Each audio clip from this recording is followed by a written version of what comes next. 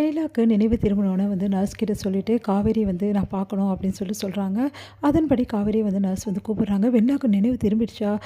என்ன பார்க்கணும்னு சொல்கிறாளா அப்படின்னு. ஆமாம், ரொம்ப சந்தோஷமாக காவேரி வராங்க. வெண்ணிலா அப்படின்னு சொல்லிட்டு வெண்ணிலா நான் எழுந்துக்கணும் அப்படின்னோடனே காவேரி ஹெல்ப் பண்ணுறாங்க. அடுத்து வெண்ணிலா சொல்கிறாங்க, இங்கே பாரு, நான் உன்னை பார்க்கணும்னு சொன்னேன், எனக்கு தெரியும் எதுக்கு வெண்ணிலா என்னை பார்க்கணும்னு சொன்னேன், என்ன விஷயம் அப்படின்னு சொல்லிட்டு கேட்குறாங்க. ரொம்ப முக்கியமான விஷயம், போலீஸ் என்கிட்ட நடந்த விஷயத்தெல்லாம் கேட்டாங்க, நீங்கள் வரவே வேணாங்க, ஆனால் நடந்தது என்னன்னு மட்டும் சொல்லுங்கள் அப்படின்னு சொல்லியிருக்காங்க. இப்போ நான் ஒரு 5 மினிட்ஸில் சொல்கிறேன்னு சொல்லியிருக்கேன். ஆனால் அதுக்கு முன்னாடி உன்கிட்ட நான் முக்கியமாக பேசணும், உன்கிட்ட பேசிட்டு தான் நான் முடிவு சொல்லணும் அப்படின்னு சொல்கிறாங்க. அதை கேட்டு வெண்ணிலாவை பார்த்துட்டு காவேரி அதிர்ச்சி அடைகிறாங்க. நீ என்ன சொல்கிற? நடந்த விஷயத்தை ஏன் சொல்ல மாட்டியா அப்படின்னு. ஆமாம், நான் சொல்ல மாட்டேன், நான் நடந்த விஷயத்த சொல்லணும்னா நீ எனக்கு ஒரு சத்தியம் பண்ணணும் அப்படின்றாங்க. அதை கேட்டு காவேரி அதிர்ச்சி அடைகிறாங்க. நீ என்ன சத்தியம்? என்கிட்ட ஒரு நாள் நீ சொன்ன ஞாபகம் இருக்கா? முன்னாடி ஒரு நாள் விஜயை நான் எனக்கு விட்டு கொடுக்குறேன்னு சொன்னேன்ல அப்படின்னு. அப்படியே அதிர்ச்சியாக காவேரி பார்க்குறாங்க. நீ அன்றைக்கி எனக்கு சத்தியம் பண்ணி கொடுக்குறேன்னு சொன்னியே, அது உண்மைதானா அப்படின்னு சொல்லிட்டு கேட்குறாங்க. அது உண்மைதான், அது உண்மைன்னு நான் எப்படி நம்புறது? இப்போது அந்த சத்தியத்தை நீ எனக்கு பண்ணி கொடு, நான் உண்மைன்னு நம்புகிறேன். அதே மாதிரி இந்த சத்தியத்தை நீ பண்ணணும் அப்படின்னு சொல்கிறாங்க. அதை கேட்டு நீ சத்தியத்தை பண்ணினா நான் உண்மையை சொல்லிடுறேன் அப்படின்னு சொன்னோன்னே அதிர்ச்சி அடைகிறாங்க காவேரி.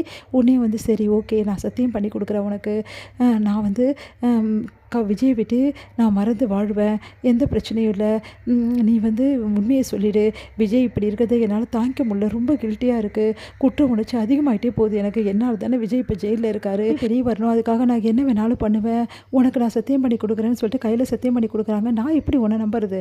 நீ தான் தில்லாலங்கடியாச்சே அப்படின்றாங்க. இப்போ என்ன நீ நம்பணுமா?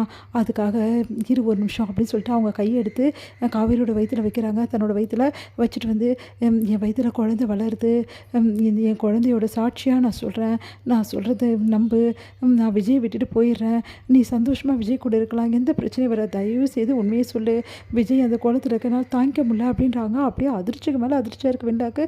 நீ கர்ப்பமாக இருக்கியா? ஆமாம், நான் கர்ப்பமாக தான் இருக்கேன், விஜயோட குழந்தைய வயிற்றில் வளர்ந்துட்டுருக்குது அப்படின்னு சொல்கிறாங்க. அதை கேட்டுட்டு அப்படியே மயக்கமே வந்துடுது வெண்ணிலாக்கு. வெண்ணிலாவால் அதை ஏற்றுக்கவே முடியல, என்ன பண்ணுறதுன்னு தெரியாமல் தவிக்கிறாங்க. இப்போ அது சொல்லுவியா ப்ளீஸ், என்னை நம்புவியா அப்படின்னு சொல்லிட்டு காவேரி கெஞ்சி கேட்குறாங்க. சரி, நான் உண்மையை சொல்கிறேன் அப்படின்னு சொல்லிட்டு அப்படியே ஒன்றும் புரியாமல் யோசிக்கிறாங்க. ப்ளீஸ் தயவுசெய்து சொல்லு அப்படின்னோடனே, மேடம் நீங்கள் வெளியே இருங்க அப்படின்னு சொல்லிட்டு போலீஸ் அங்கே வராங்க. போலீஸ்கிட்ட வெண்ணிலா நடந்த விஷயத்தை எல்லாத்தையுமே சொல்கிறாங்க. இந்த மாதிரி இதுக்கெல்லாம் காரணம் விஜய் இல்லை, விஜய் என்னை பிடிச்சி தள்ளவே தள்ளலை, விஜய்க்கு இதுக்கு எந்த சம்மந்தமும் கிடையாது, விஜய் அந்த இடத்துக்கே வரல, இந்த மாதிரி அவருக்கு எனக்கு பிரச்சனையாச்சு, பசுபதிக்கு எனக்கும், பசுபதி வேணும்னே என்கிட்ட பிரச்சனை பண்ணார், இப்போ வரைக்கும் விஜயை நான் அசிங்கப்படுத்தி அவமானப்படுத்த சொன்னார், அதே மாதிரி தான் நான் பண்ணிகிட்டு இருந்தேன், விஜய் கூட என்னை சேர்த்து வைக்கிறேன்னு சொல்லிட்டு இந்த மாதிரி வேலையெல்லாம் பண்ணிகிட்டு இருந்தார், நானும் அவர் சொல்படி கேட்டு ஆடிட்டு இருந்தேன், ஒரு கட்டத்தில் அவர் என்னை ஏமாத்துறான்னு நல்லா தெரிஞ்சு போச்சு, அதனால நியாயம் கேட்டேன், அதுக்கு என்னை பிடிச்சி மேலேருந்து தள்ளி விட்டார், இது தாங்க நடந்தது, தயவு செய்து நம்புங்க, இதுதான் நடந்தது, எங்கள் மாமா கூட இந்த உண்மை எல்லாம் தெரியும், என் மாமா கூட தான் இருந்தார், ஆனால் அவரை மிரட்டி வச்சுருக்காங்க, அவர்கிட்ட எதுவும் சொல்லக்கூடாதுன்னு சொல்லியிருப்பாங்க, அதனால தான் அவர் சொல்லலைங்க அப்படின்னு சொல்லிட்டு நடந்த விஷயத்தை எல்லாத்தையுமே வெண்ணிலா தெளிவாக போலீஸ்கிட்ட சொல்லிடுறாங்க.